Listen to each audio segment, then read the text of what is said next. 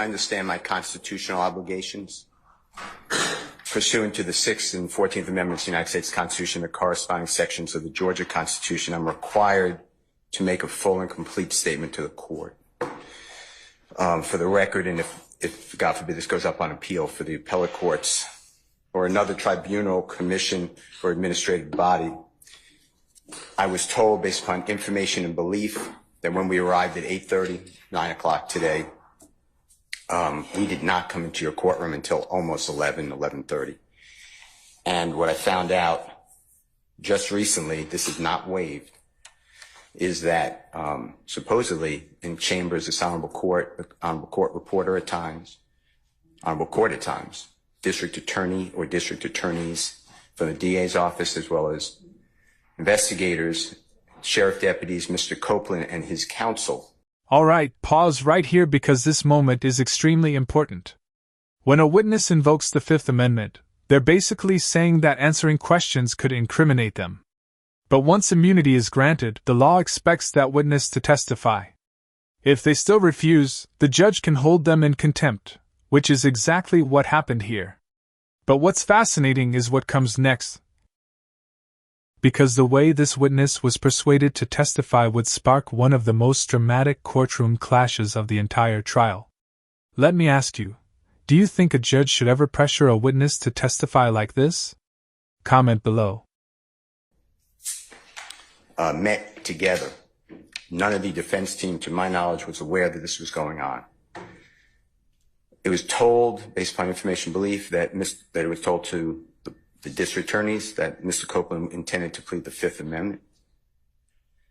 Then I was told, based upon information belief, that Adrian Love, the lawyer for Mr. Copeland, and this court were together, and Ms. Love made representations that John Melnick supposedly spoke with some attorneys for the accused and wrote an email to Ms. Love, to Adrian Love, stating that Mr. Melnick does not represent the witness, and that Mr. Melnick wrote an email saying F you, and then somehow that email was CC'd to me. That never... Mr. Steele, can I interrupt you for just a second? I'm kind of disturbed because that's ex parte. All that was an ex parte conversation. How did you find out about any of that? Well, I'm disturbed too, and the reason I'm asking you a question. How did you find out about it? I'm going to ask you the question. Okay. Scuttle, if you look at SCUDDER versus State, which is 298 Georgia, 438, it's Division 2, 782 Southeast 2D 638, 2016. Our highest court says when a court meets, because Mr. Copeland comes in, meets with the court supposedly made statements, which I assume is somewhat accurate based upon what you just said. We're entitled, Mr. Williams and every other person wrongly charged here is entitled under the Georgia Constitution to be present. That's a critical stage. It's just like when you meet with me, and you and Mr. Adams meet with me, and others have met with me. It's those are ex parte for a lot of different other reasons, but I will certainly note that for purposes of the record. Well, I'm going forward. What I was told was that Mr. Copeland said... And you haven't answered my question yet. I'm not going to answer that question. You're not? No, I will not answer that question. Why will you not answer that question? Because I want to make sure that what I say is accurate, and I'm not trying to... No. I'm asking you, how did you get this information? I'm not telling the court. What I'm saying is based upon information... Okay, well, listen, if you don't tell me how you got this information, then you and I are going to have some problems. We can have... I have problems right now. Okay, I know. Look, I don't want to know about your problems, okay, at this point in time. All I'm asking you at this point in time is, how did you come upon this information? Look, if the case gets reviewed... The record's going to be available for our appellate court and for whatever reason. But it's disturbing that how somehow you have surreptitiously gotten information in regards to the court's private ex parte conversation with a party. I mean, a witness who was sworn in Friday, the court's telling, this is what I was told. If this is not true, not true. This court handed Mr. Copeland. Tell me how you got the information. Listen, whatever you want to do. Tell me how you got the information, then we can go ahead and go forward. I'm not going to say that. What I'm going to say is this. I was told, and I hope this concerns the court. It concerns me that you have proprietary information. Why is it proprietary? Or information that you should not be having that was ex parte. Why? With a party Why? State of Georgia. How about the witness? How about Mr. Copeland, who supposedly announced he's not testifying and he'll sit for 2 years, and then supposedly this honorable court, or excuse me, let me rephrase that. This court supposedly said, I can hold you until the end of this trial. Ms. Hilton supposedly said, actually, all of the defendants and then all 26 people are disposed of. If that's true, what this is coercion, witness intimidation, ex parte communications that we have a constitutional right to be present for. So I understand that you're upset towards me, but I don't know what I did. Mr. Steele, I still want to know, how did you come upon this information? Who told you? What I want to know is, why wasn't I there? Why? Sir, I'm going to hold you in contempt if you don't tell me who tell me who this information was from. I don't want to be held in contempt. Well, I'm not answering that question.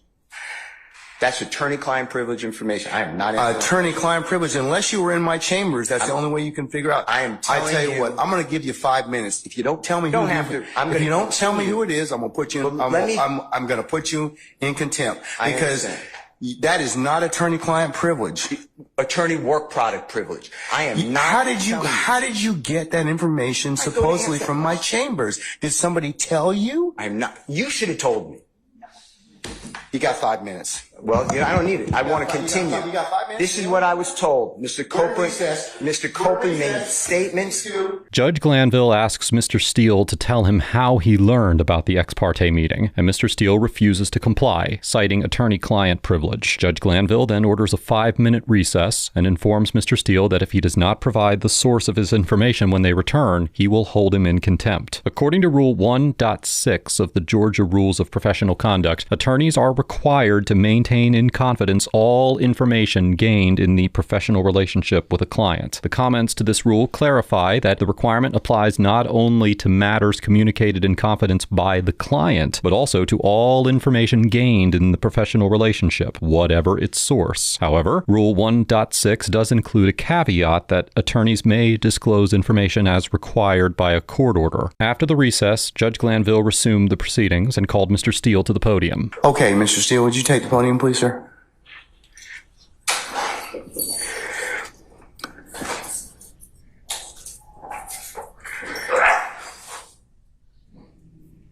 All right.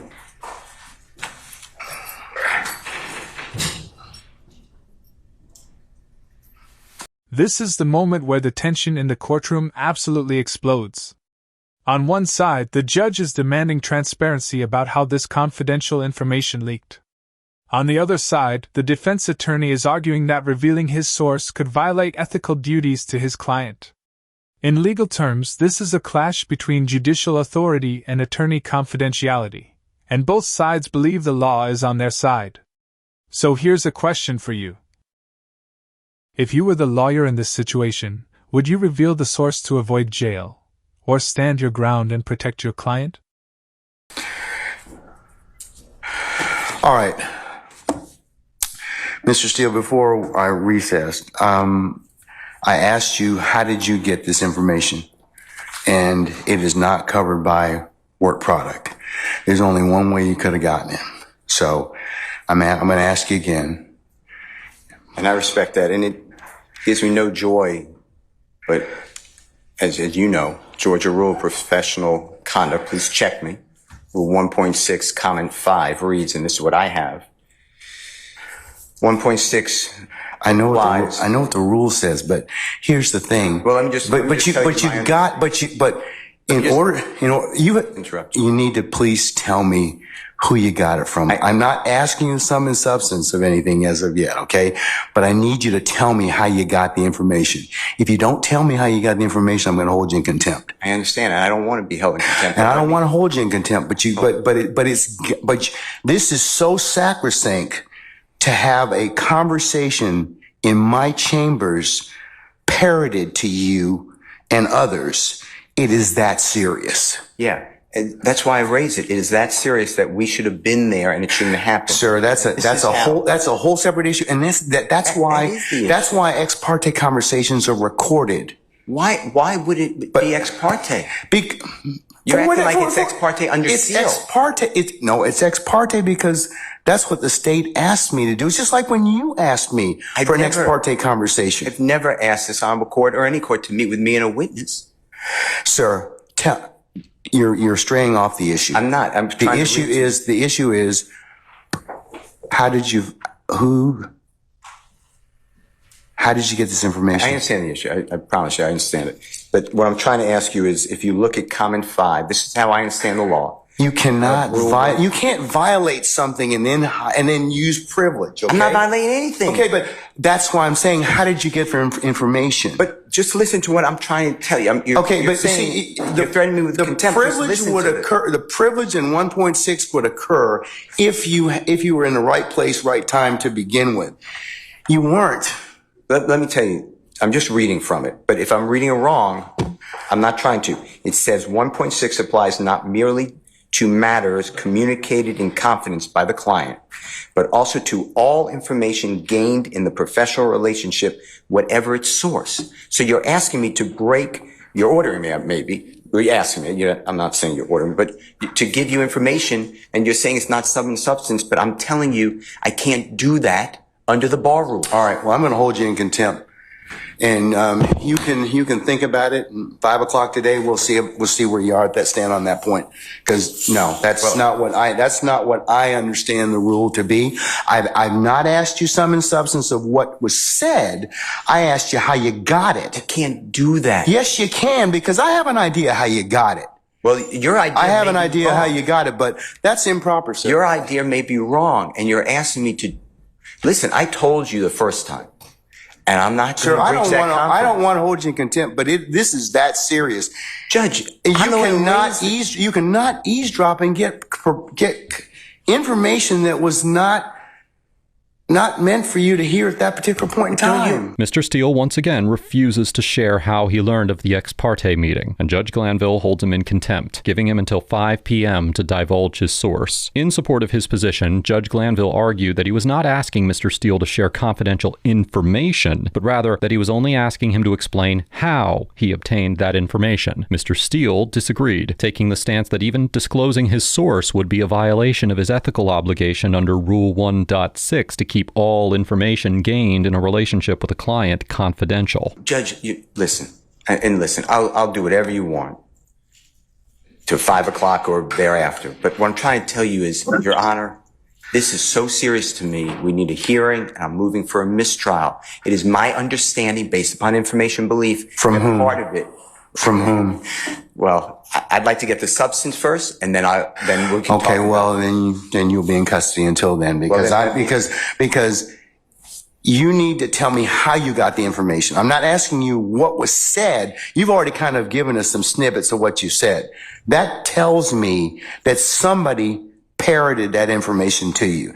So, but you're assuming something, because I told you already. Well, then, other than if you were sitting, unless you were sitting in there with a recorder, or Miss Love or Miss Hilton, or one of the deputies gave you that information, or Miss Weaver shot you a rough copy of the transcript, there's only one other person that's left. Well, Your Honor. And if that person gave you that information, or shared that information with you, she probably violated privilege. Well, let me tell you 2 things. One, I don't know how that is a privileged communication. It shouldn't have been. Well, it's because she has a client she's supposed to represent. Who are you talking about? But anyways, I'm not going to have a. When I got this information, I'm not going to have any further conversation with you about this. I want to know. The question still remains. I want to know who gave you the information. I'd like to know what information happened outside our presence. That's really it. He can go into custody at this point in time. I think that the court needs to again declare a mistrial based upon. Okay, and I'm going to deny your motion. I'm going to deny your motion. I understand that you spoke with a witness outside of our presence. And whenever, yes, I had an ex parte conversation, which is appropriate. And you influenced the witness based on information belief, and I'd like to have that all on the record. All right. I mean, I don't know why that's so hard to do. If nothing happened bad, that's fine. But you're acting like, tell me who it is and don't talk about the substance. Why can't we have an issue that was outside of presence? It should not have been. Because you got some information that you shouldn't have gotten. Why? Well, that's for another day. But why? Okay, why that's for another day. In the first place, I didn't know about this stuff. That's for another day. So I raised it as soon as we found out about it. Well, I gave you the case I'm relying on. I assume you read it. If you didn't read it, you should read it. It's a material a critical part of the case. When a judge speaks with a witness outside the presence of the accused, the court has said it's right there in Division 2. Okay. That is a material or critical part of the case, and it's an automatic reversal. Mr. Steele. But you're acting like it's Mr. Steele, that is not that is not the case when somebody discloses information in a ex parte conversation that one of the parties lawfully asked me to hold. You're not supposed to have communication with a witness who's been sworn. You know, that I'm not telling you. I'm just saying if you read I'm assuming you read it. That's what it says. Mr. Steele moves for a mistrial based on Judge Glanville's ex parte communication with a witness. A mistrial occurs when a trial is ended before a verdict is reached because some event has made it impossible for the proceedings to continue in a fair manner. In such instances, the case may be retried before a new jury, unless double jeopardy or another legal prohibition prevents it. As the Supreme Court of Georgia explained in the 2016 case of Scudder versus Georgia, criminal defendants generally have the right to be present at all quote-unquote critical parts of their trial. However, this right can be relinquished if the defendant or defense counsel waives it. In the Scudder case, a criminal defendant argued that it was an error for a judge to meet privately in his chambers with a witness, but the court concluded that he had waived his right to be present because the judge announced his intention to speak privately with the witness in open court, and neither the defendant nor his counsel objected. Now, because Judge Glanville's ex parte meeting with the witness was conducted secretly, without the criminal defendants being informed or even given the opportunity to attend or waive their right to be present, Mr. Steele and other defense counsel have a strong argument that the meeting in Judge Glanville's chambers violated the criminal defendant's right to be present at all critical parts of their trials. And you did it supposedly. Does the state wish to be heard? You said it supposedly. Yes, Your Honor. And what I'm trying to get to is why did that happen outside of presence? And I need to have I'm respectfully requesting the transcript that you mentioned to be given to us so we could really understand it. And then anything that was not on the transcript, if anything, that we understand what happened outside our presence. Okay. And now you have put it where somehow I have to reveal, and I told you the first time, I'd be breaching 1.6. And I know you're assuming something. I don't think you're breaching 1.6. You can't hide behind 1.6. I'm not hiding behind anything. You can't hide behind, yeah, but the thing is, I think you got this information, somebody disclosed it to you, and that's the only way you could have gotten it. What I got. Because unless you're sitting there, you're eavesdropping. So you can't use something ordinarily that you had no business getting to begin with, and then stand on, well, hey, we didn't give you the information, or that a party didn't give you the information. So, Your Honor, but that's the issue, isn't it? well, why aren't we that leads to be told. But right now, we don't know Mr. Steele, why we were excluded from that. Mr. Steele, and I want that information because Mr. Williams' constitutional right on the Georgia Constitution. Just stop at this point in time, because Article 1, Section 1, paragraph you've already said that. You've already said Georgia that. Constitution, and we have the right to be present. All right, Mr. And we're not waiving anything. Yes, Madam, Ms. Lowe.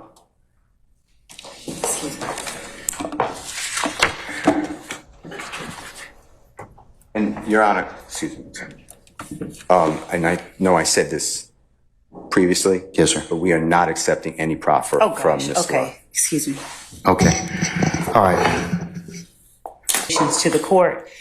The court has inquired. We have no way of knowing what it is or who it was that disclosed information that was contained within an ex parte conversation. Not only was there an ex parte communication that we requested as a state to be on record with the court, but there was communication made, I believe, to a person and his lawyer. I don't know that the reason that counsel took the podium was to address that particular issue so much as it was to try and assert an inaccurate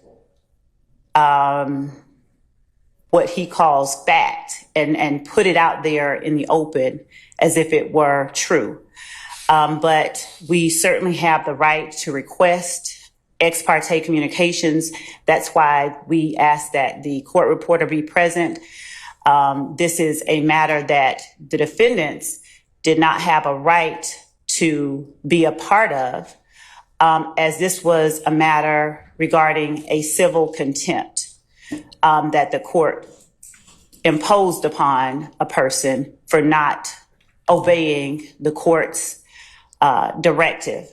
Ms. Love contends that the defense did not have a right to be present at the ex parte meeting because it involved the civil contempt order imposed on the witness. Civil contempt proceedings are technically separate from the underlying criminal trial. For this reason, it is arguable that Judge Glanville could address the contempt matter directly with the witness and his attorney without the criminal defendants or their counsel present, since their liberty was not at stake in that moment. However, even if the contempt order was technically a civil matter between the witness and the court, the ex parte meeting directly affected the criminal trial because it resulted in the witness agreeing to testify for the state. As we discussed earlier in this episode, judges are prohibited from engaging in ex parte communications on substantive issues in a pending case. Accordingly, there is substantial merit to the argument made by Mr. Steele that the defendant's rights had been violated during the ex parte meeting, even though it was technically a discussion regarding the civil contempt order against the witness. After denying multiple motions for mistrials from the other criminal defendants' attorneys, Judge Glanville returns his focus to Mr. Steele. Okay, Mr. Steele, last time, who told you? All right, Mr. Steele's in custody, and once he clears the area, we'll go ahead and get started. If by that point means we'll get started and resume the trial, Your Honor. Yeah, we're going to continue. I'm not calling nothing. I'm not going to participate in the trial without the Steele and without You don't have that luxury at this point in time, sir. You don't. without the court addressing. You don't have that luxury. You don't have that luxury at this point in time. You don't. Without the court addressing the issue that we believe is germane. Sir, you all are really getting yourselves cross purposes at this point in time. I don't believe so. Sir, I'm telling you, you are at this point in time. You made some things out of nothing. I think that you're on very precarious ground at this point in time. So I'm telling you at this point in time, he's in custody. We're going to go ahead and start. You can represent Mr. Williams. That's okay. That's fine. I'll take up the other stuff as needed, but I'm not going to take it up right now. Respectfully, I will not. Say again? Respectfully, I will not. I cannot. Sir, you have to. Well, you're gonna have to do the best you can at this point in time, because you don't get to extort the court. That's what you're attempting to do at this point in time, sir. Yes, you are. What you're trying to do is, I'm not going forward if I don't get this. You know, it doesn't work that way, Mr. Adams. And I'm telling you at this point in time, I would just kind of govern yourself accordingly, sir. I'm telling you, as the court, under these particular circumstances, everything will come out as it should. I don't think, sir, I don't have enough information at this point in time to address it. I don't. But I'm telling you at this point in time, there is nothing that was given, said, whatever, this morning that. If there is any accuracy to some of the information that we are. But sir, I don't even know. Your co-counsel won't even tell me who said whatever. Okay.